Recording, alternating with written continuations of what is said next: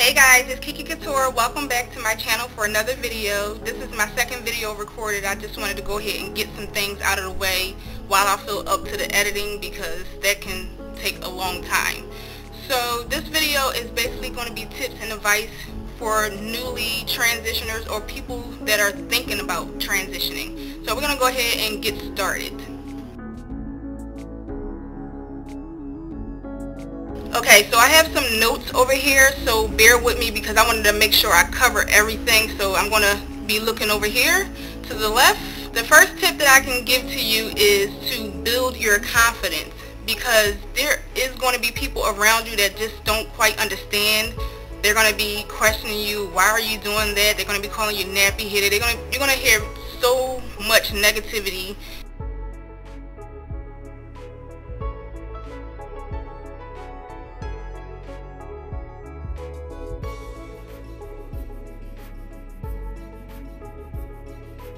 And you just have to be confident and know that you're beautiful with whatever hair texture you have. So transitioning is not just physical, it's also mental and emotional, because you go through different changes in your life, especially if you're like me. I have been relaxed since I was 6 years old, and it wasn't by my choice. It was because my hair was unruly and coarse and hard to manage. So I really don't know what my texture is like. So you basically have to just accept your hair for what it is. I would say another tip would be to do your research. There's plenty of social networks, black hair care forums, YouTube, Kiss, Hairlista, Natural Sunshine. Just reach out to other transitioners if you're thinking about transitioning, because they can give you great tips and advice, especially if they're further along than you are. So just try to reach out to other transitioners and get as much information and advice as you possibly can. Never transition because you see someone else's hair texture and someone else's curl pattern, because we all have different hair textures, different curl patterns. Some don't have curl patterns, some is kinky, some is coily, some is wavy, curly, different hair texture. So never transition because you see someone else's hair texture and you're hoping that your hair texture will be like theirs, because your hair will not be like theirs. And that's the special thing about transitioning, because you are unique. Your hair texture is not going to be like anyone else's hair texture. So transition because you want to transition, not because of someone else's curl pattern. So a question I get a whole lot is, do you have to big chop? No, you do not have to big chop. I have a couple people coming to me saying that their hairstylist saying that they have to big chop to become natural. That's true to a certain extent. A big chop is if you just want to just go right ahead, go out on a limb and just cut all of your hair off, and you really don't mind having short hair. That's what a big chop is. You don't have to big chop, and you can transition long term. You can transition for however long you want to transition. A long-term transition for me is more than a year. A year or more is a long-term transition. I think that it is a good thing to transition, especially if you don't know your hair texture, you've never dealt with your hair texture before, because you get to know your hair texture, you get to know what it likes and what it doesn't like. Transitioning is basically you just stop relaxing, period. You let your natural hair grow out, and as your natural hair grow out, you slowly trim off the relaxed ends until you get to the desired length that you would like your natural hair to be. So you do not have to do the big chop. I am transitioning long term. I am almost 1 year post relaxer on February 3rd, 2012. So I'm doing it, and you can too. If you want to just become natural right off the bat, you can cut all of your relaxed ends off. But if you want to get to know your hair texture, you want to keep the length of your hair, then just, transition long term. So it's pretty much up to you in what you like and what you don't like, and how much patience you have for your hair.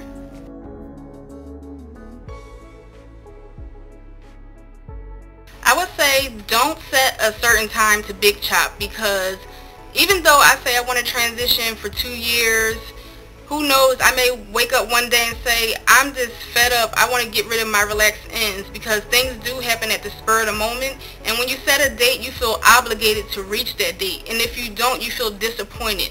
So I say enjoy your transition, take it one day at a time, and everything will be okay. Breakage is inevitable when transitioning, so I just want to go ahead and just put that out there to you guys. You are going to be experiencing some breakage, and it's because the two textures, the line of demarcation where the natural hair and the relaxed hair meet, it is very fragile at that line, and it can break if you're not moisturizing, if you're not handling your hair with proper care. So even though breakage is inevitable, there are things that you can do to combat that. It doesn't mean that you just have to let it happen. You can use different products to help you minimize the breakage, such as, different shampoos that say for breakage, certain serums. Coconut oil is good for that as well. Deep conditioning helps soften the hair so that it stays moisturized.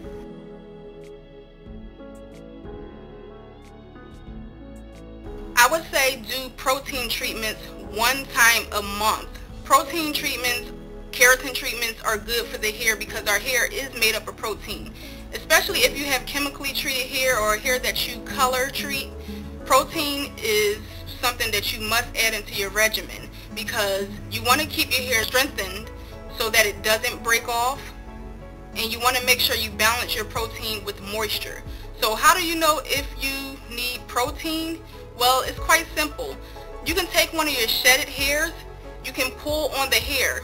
If it stretches and stretches and stretches and pops, then you need some protein. If it just stretch and pop, then you need moisture. If it just stretch a little bit, then break off, then your hair is okay.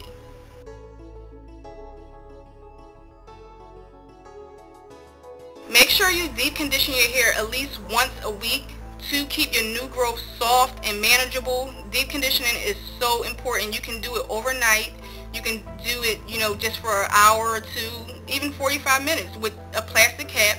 You don't have to go under a hooded dryer, but it is important that you deep condition so that your hair is well moisturized and it retains moisture throughout the week.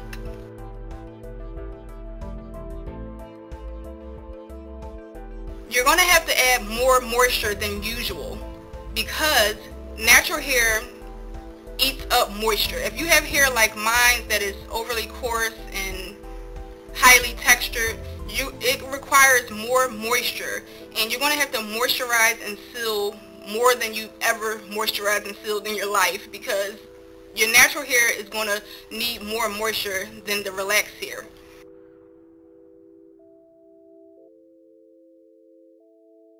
Trimming your hair is important while transitioning.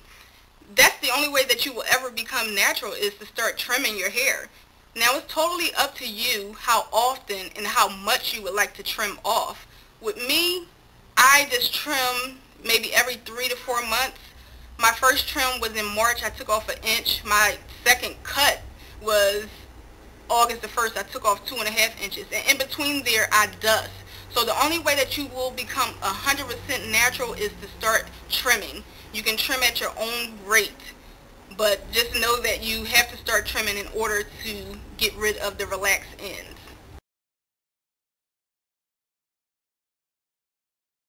I would say don't flat iron too much when transitioning. Do not try to blend your natural hair with the relaxed hair, but try to blend your relaxed hair with the natural hair, meaning you can do braid outs such as what I'm wearing right now, twist outs, cold wave rod sets, curl former sets, bantu knots, buns, flexi rods. There are so many styles that you can do that are heat free. You don't want to disturb your curl pattern by overly using heat. With me, I normally would flat iron once a month, and that's it. Right now I'm on a stretch for 6 months, no direct heat. And what I mean by direct heat is no handheld blow dryers, no flat irons, no crimpers, no curling irons, nothing that is heat appliances. Sitting under a hooded dryer is okay because that's not direct heat. You don't want to mess up your curl pattern. I've seen ladies here who transitioned, and once they big chopped, their curl pattern was destroyed, completely destroyed, because they overly flat ironed their hair. So you don't want to do that.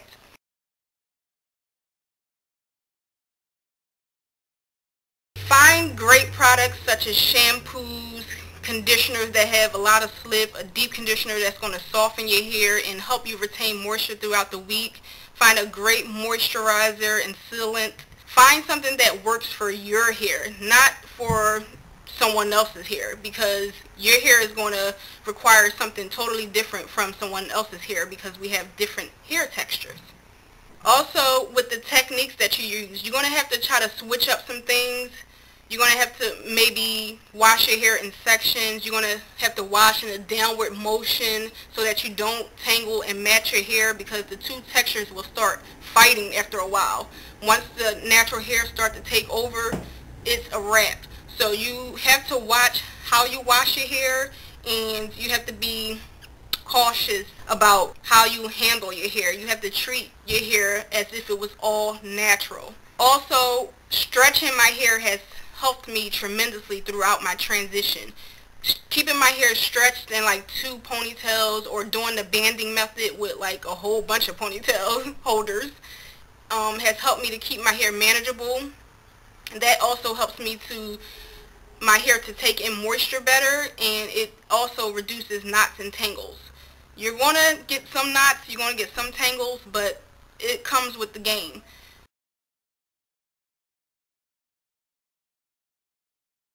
I would say find a go-to hairstyle, something that you can just go to right off the bat when things are not working, because you're going to have bad hair days. You're not going to always have a good hair day.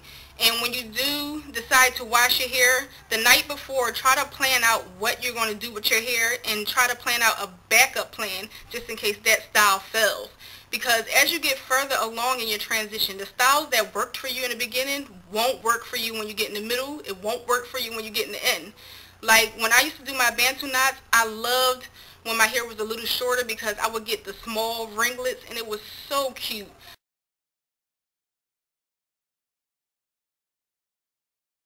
But now I don't get those. I get more so of a big curl.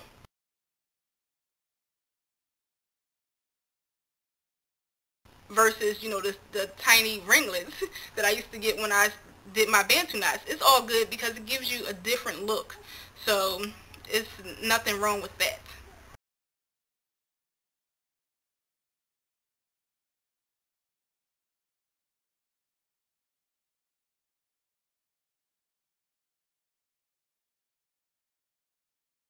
This is the last tip, which is very, very important. Be patient with your hair. Never like force a comb through your hair. Always use like a wide tooth comb when combing your hair. Be patient with your hair.